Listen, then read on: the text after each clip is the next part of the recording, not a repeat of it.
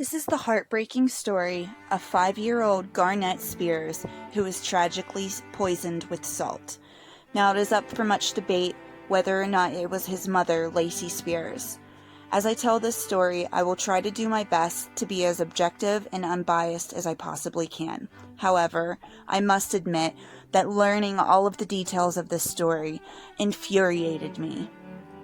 But I will do my best to keep my opinions to a minimum and just tell the story. In early 2008, Lacey Spears became pregnant with a man that she was dating called Chris. Chris had already had a son from a previous relationship, and since Lacey seemed to be very affectionate towards children, he thought that this would be an ideal situation. But when he introduced her to his son, things were very different. She was quite cold and distant, even downright mean to his son. He took this as a huge red flag.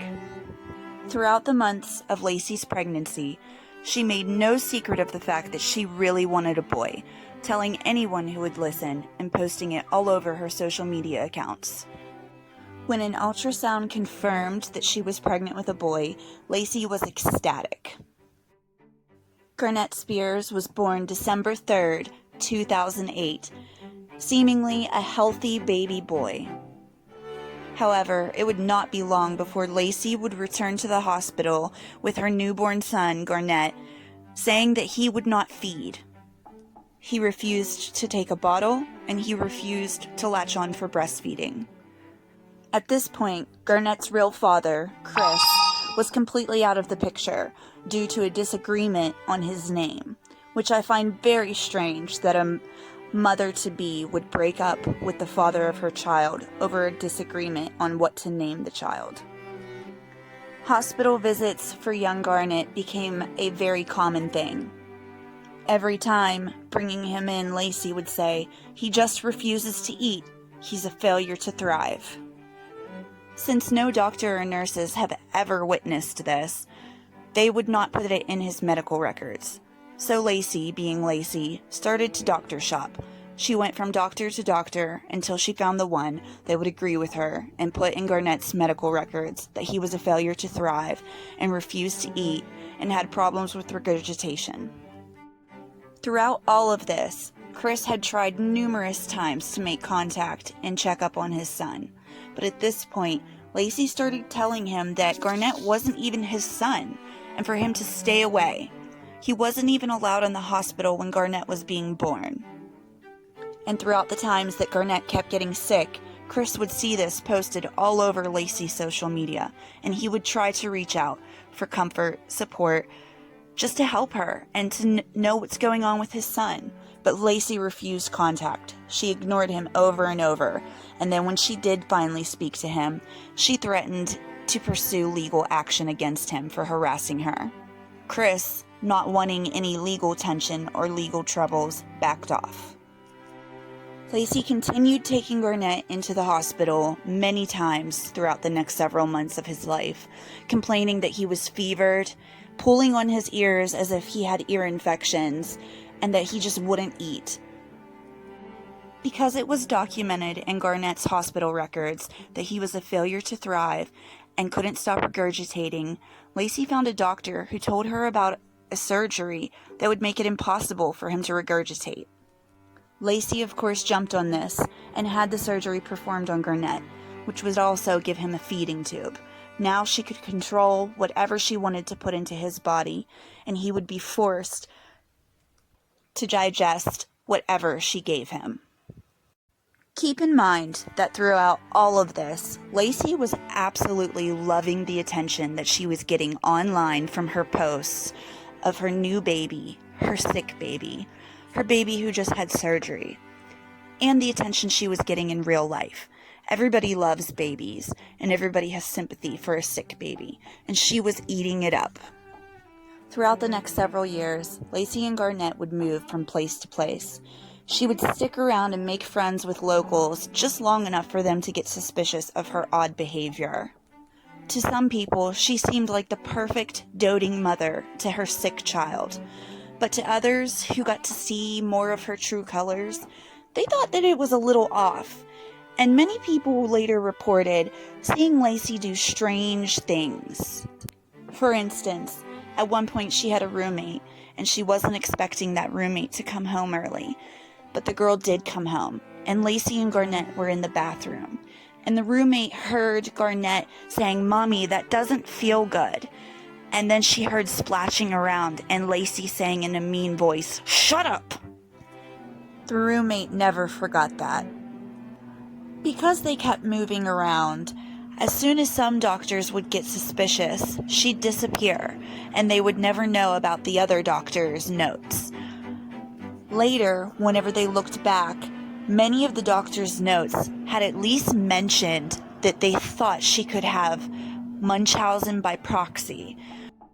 Munchausen by proxy syndrome is a mental health problem in which a caregiver makes up or causes an illness or injury to a person under his or her care, such as a child, an elderly adult, or a person who has a disability, because vulnerable people are the victims. It's a form of child abuse or elder abuse. During the many trips to the hospitals, nurses would note that Lacey was unattentive, distant, and even cold towards her son, often leaving him in the room by himself with an IV drop-in to go in the hallway to socialize on her phone or get on social media. At the time, nurses thought it was strange, but not enough to call child services. Dr. Melissa Young King was the first doctor to openly question Lacey's motives and if Garnett was really as sick as she was saying he was. Also noting how well-versed in medical terminology Lacey was. So concerned that she wrote in Garnett's medical file that Lacey may be suffering from Munchausen by proxy syndrome. Also noting that Lacey would get visibly aggravated as soon as she got test results back that said nothing was wrong with him. In 2009, Lacey reported having feelings of wanting to harm her baby. She was referred to the Social Services Department, where she was interviewed. The caseworker that interviewed her noted that she seemed to have no concern for her baby. After this incident, Lacey stopped taking Garnett to that hospital and started going to a different one altogether. And again, at this new hospital, she told doctors that Garnett wouldn't eat and he wasn't gaining any weight. The new hospital was not in contact with Dr. Young King and therefore had no idea of any of her concerns or any of Lacey or Garnett's past history. The caseworker that had been working with Lacey in the previous hospital tried numerous times to contact Lacey, even showing up at their home, to be turned away by her roommate Rebecca, stating that she no longer lived there. Therefore, their investigation was closed. And this I just cannot understand. There's always someone higher up the ranks. She should have been turned in then and there, even if only for mandatory evaluation. But when a woman says that she is having thoughts of harming her baby, you don't just let that go. But they did. Throughout the years, Lacey and her sister Rebecca, or sometimes just Lacey, became accustomed to scamming different places, such as churches, GoFundMe pages on social media, and whatever state she happened to be living in at that time, claiming disability checks from Garnett. Along with checks of cash, she would also receive payments to her rent and many baby items. One time, Lacey even took a fake death certificate into a church, claiming that she had had a miscarriage and tried to have them pay all of her bills. It got so bad that one church even asked her to leave, saying that she, quote, would lie, cheat, and steal anything that isn't bolted to the ground. Although Lacey spent her life lying, sometimes her lies would just get totally out of control, even telling some people that Garnett was born without muscles in his lower legs, that he had suffered MRSA, was partially deaf, and had open heart surgery. At one point, she even went as far to claim that at 1 year old, Garnett could read lips. and that's how he understood what people were saying to him. When Garnett was a few years old, Lacey started to get really into the idea of a holistic diet, becoming convinced that vaccinations were causing her child illnesses and that eating holistically was the key to curing him. Because of these beliefs, she used it as an excuse to deny administering him proper medication. She allowed him to have tubes put in his ears to try to settle his chronic ear infections, and then later had them removed. Both times, as the child was hearing, he should have had eardrops to help heal them and to numb some of the pain. Lacey refused, claiming that they would only worsen the condition. Imagine, that poor little boy didn't have any help healing his body, and it was just raw and in pain. Lacey and Garnett would eventually move to the Rockland County village of Chestnut Ridge in New York. It was a community that grew their own vegetables, farm-to-table living, and they did their own work throughout the community to make sure that the community worked. Lacey thought this would be a great idea for her and Garnett to live in there, so she did whatever she needed to do to get accepted into that community.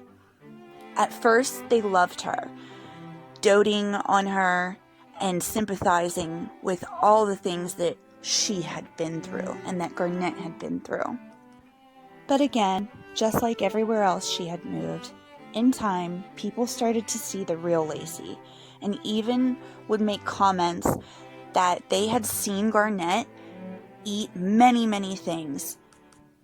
A family neighbor said that they had taken Garnett out to a diner on more than one occasion, and he would scarf the food down, sometimes asking for seconds or thirds, all the while Lacey claiming that he wouldn't eat, he couldn't eat. Other neighbors noted that he would eat things such as spicy Mexican food and Chinese food, things that normal children wouldn't eat, but it was suspected that Lacey had force-fed these types of things to Garnett until he just became used to them. During her time at this new community that they lived in, a neighbor had called numerous times to the executive circle to complain about Lacey, stating certain things that she had seen, such as Lacey yank Garnett by the arm and scream in his face, but when she knew people were looking, if he would scream or cry, she would pick him up and comfort him, as if putting on a show for the people. And also, Lacey had stolen off of this woman. They were roommates at one point, and Lacey lived there with her and would wear her clothes and just act like it never happened. She also told this to the executives, and they all just told her that she needed to let it go. Moving towards the next few months of his life, Lacey started going into the hospital much more frequently, claiming that Garnett was having seizures, even claiming that some of them would last for up to 5 minutes. And she would tell the doctors on hand that in the past, Garnett had astronomical sodium levels in his system, so high that one doctor didn't even believe her. It was physically impossible for a child his size to have the sodium levels that she claimed. This time, his next hospital visit would be different than all the others, though. She rushed him into the hospital, claiming that he had a few minutes long seizure. And even as the doctors were in there working on him, diligently trying to calm down his symptoms and trying to find out what was wrong with him, Lacey was in the hallway, texting friends and posting on social media, taking selfies of herself and photos of her sick child instead of in the room with him. She did, however, take time to tell a nurse the long version of Garnett's medical history, including that he was unvaccinated because she said that they were Mormon and they didn't believe in that. And again, she told the head doctor that Garnett had been hospitalized in the past for a sodium level of 200, which obviously shocked the doctor, because that was a level that could kill a full-grown man. The doctor had noted that while he was in the room at different times, each time he had noted that Garnett was trying to vomit, but he couldn't because of the operation that he had had when he was a baby, at only 3 months old. Garnett was admitted to the hospital while his doctor tried to reach out to past doctors of Garnett's and to keep him on observation for the night. Every doctor that he had spoke to all agreed that it would be best to perform a video recorded EEG to find out what's happening with the seizures.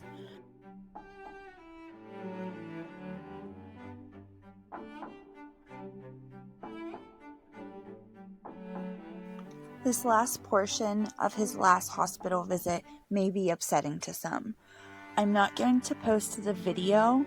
This is a screenshot from that video, but I will leave it linked below for people who might want to see it. At this point, the doctor is running all kinds of tests on Garnett. And while just not that long ago, he went into an absolute fit, screaming, dry heaving, rolling around, saying his head hurt, to calming down a little bit and sitting up and acting a little more alert. Lacey at this point could be seen fiddling on her phone, laying in the bed next to Garnett. Later, it was found out that she was actually laying there beside her son, Googling about salt poisoning and how much salt would it take to kill a child. She had already been poisoning him all throughout the years, and now she was about to do it again for the final time. You see her get up and get in a bag and grab something, and she takes Garnett out of screen to the restroom. When they come back, you can see something in her hand, and she goes to sit it down out of view of the camera. Garnett gets in the bed, and she gets in there and just stares at him, as if she's waiting for something. After about 1 minute, Garnett can be seen starting to roll around and bury his head into the bed, and he starts screaming in pain that his head is hurting. The dry heaving begins again. Doctors and nurses rush in as Lacey has hit the call button for help. Garnett begins to have seizures and is thriving in pain, still trying to vomit, but unable to because of his surgery. Doctors are doing all they can do, but they don't even really know what's wrong with him. Eventually, little Garnett's body just gives out, and he slips into a coma. At this point, Lacey is told not to give him any water, anything to eat or drink, and not to mess with him. She can remain in the room with him, but she's not to give him anything, because it could kill him. Later, Lacey is seen with a water bottle. It is believed that she gave Garnett a drink of water, because short after it is seen on the video, doctors rushing in once again because his machines were going off. Little Garnett had died of salt poisoning. The doctor saw a water bottle under his bed and immediately had a nurse grab it so that he could give it to forensics. Not only did she kill this little boy, but she spent 5 years of his life torturing him, giving him different illnesses, putting him through different surgeries, rough recoveries, with no medication to ease the pain. She went on trial and was convicted of murdering her son. I just wanted to comment my opinion about this story. I do a lot of research on serial killers and different mental illnesses, what caused people to do this and that. And this has to be my top 3 most sad story. This is just terrible. This poor little boy was tortured for 5 years, and he should have never died. The systems failed him. The doctors failed him. The nurses failed him. The state failed him. Child Protective Services failed him. And most importantly, his mother failed him. But I thought it was a good one to do just to spread awareness about this kind of thing.